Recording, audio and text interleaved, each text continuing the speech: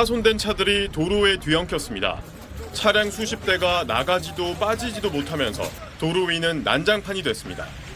어제 오후 5시 50분쯤 강원 원주시 만종교차로 인근 도로에서 차량 53대가 연쇄 추돌했습니다.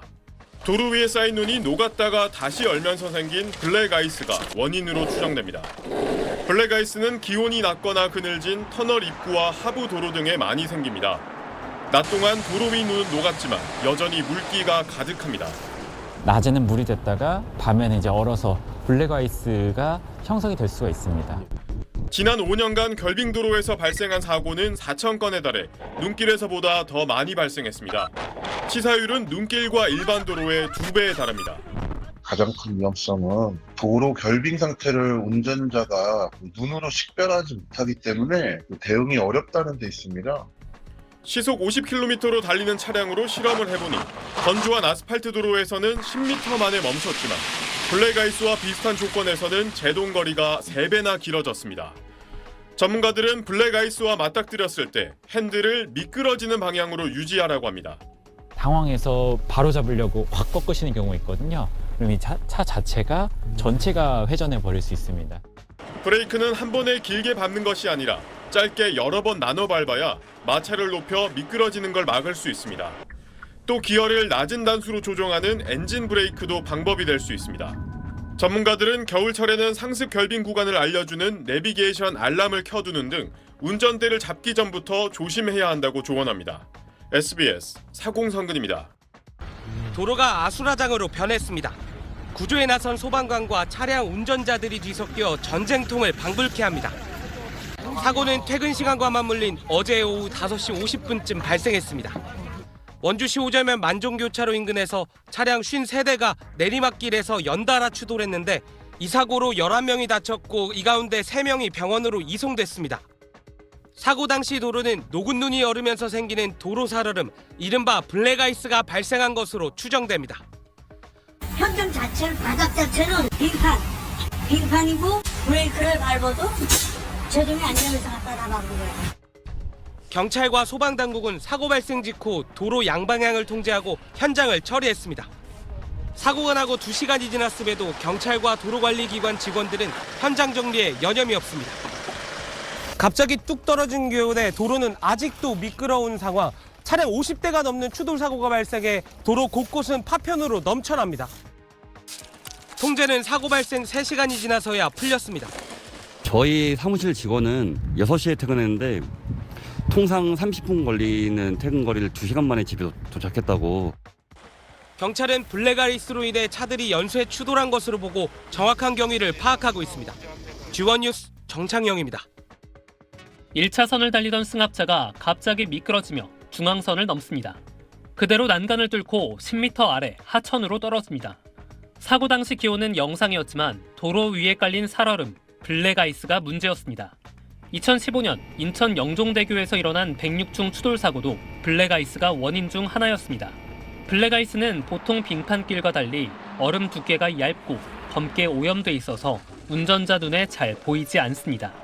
주로 기온이 낮거나 그늘진 곳에 많이 생기는데 다리 위는 특히 취약합니다. 바다 위에 있는 다리입니다. 이렇게 습기가 많은 곳에서는 영상 4도 아래로만 떨어져도 블랙아이스가 생기는데요. 이거 도로 표면의 온도를 재보니까 한낮인데도 2.6도가 나옵니다. 다리에서 1km 떨어진 일반 도로보다 2도 낮습니다. 지열을 받을 수 없다 보니 결빙에 더 취약할 수밖에 없습니다. 교량이라던가 또는 터널 진출 입구 또는 습기가 많은 곳에서 주로 블랙아이스가 많이 생성이 되고요. 운전자가 발견하지 못함으로 인해서 매우 위험하다. 문제는 블랙아이스에서 미끄러지면 연쇄 추돌 사고로 이어지기 쉽다는 겁니다. 특수 제작된 대리석 재질의 노면에 물을 뿌려 빙판길과 흡사하게 만든 도로에서 실험을 해봤습니다. 시속 50km로 운행하던 승용차의 제동거리를 측정했더니 30m에서 35m까지 나왔습니다. 일반 아스팔트 노면의 3배가 넘습니다. 커브길을 시속 30km로 운전했을 때는 정상적으로 차량이 주행했지만 50km로 속력을 높이자 차량이 미끄러지면서 도로 밖으로 밀려나갔습니다.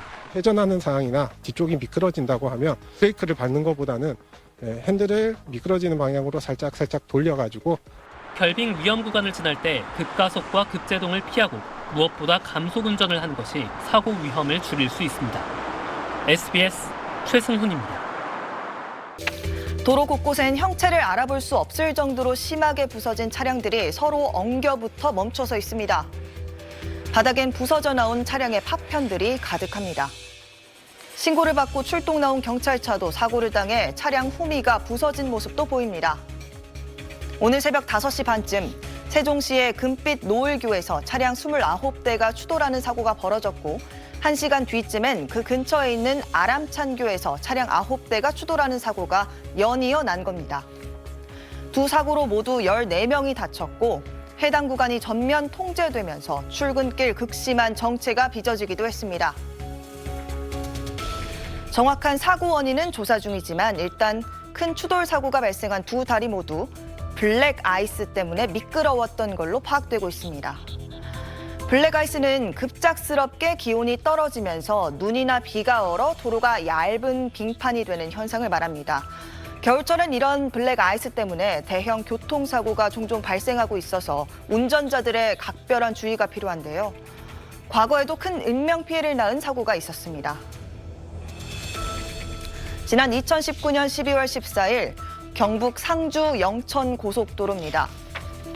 도로에 멈춰선 탱크로리 차량 위로 화염이 솟구치고 포탄을 맞은 듯 화물차들이 전복되고 뒤엉켰습니다. 블랙아이스 때문에 상주 영천 고속도로 양 방향에서 차량 43대가 연쇄 추돌한 겁니다. 이 사고로 7명이 숨졌고 32명이 다쳤습니다. 지난해 1월에도 블랙아이스 때문에 구리포천 고속도로에서 차량 47대가 연쇄 추돌하는 사고가 나서 1명이 사망하고 3명이 중상을 입었습니다. 블랙아이스 사고가 나는 건 우리나라뿐만은 아닙니다. 지난 2022년 12월엔 중국 허난성의 한 다리에서 블랙아이스 현상으로 차량 200여 대가 연쇄 추돌하는 일도 있었습니다. 이런 사고는 천천히 다닌다고 하더라도 완전히 피할 수는 없다 보니 이 블랙아이스 대처법도 알아두시는 게 좋습니다. 제일 중요한 건 당황해서 급제동하면 안 된다는 겁니다. 블랙아이스에 차량이 미끄러진다면 브레이크는 천천히 여러 번 나눠 밟아야 합니다. 또 급핸들 조작도 금물입니다. 차가 멈췄다면 2차 사고 예방도 중요한데요.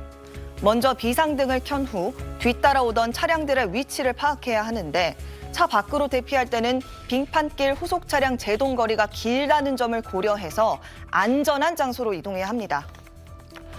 만약 후속 차량을 미처 피할 겨를이 없는 상황이라면 차 안에서 몸을 최대한 운전석에 밀착한 채 양손으로 안전벨트를 잡고 머리 부상 방지를 위해 고개를 기대고 있는 게 좋습니다. 지금까지 뉴빌더 전연남이었습니다.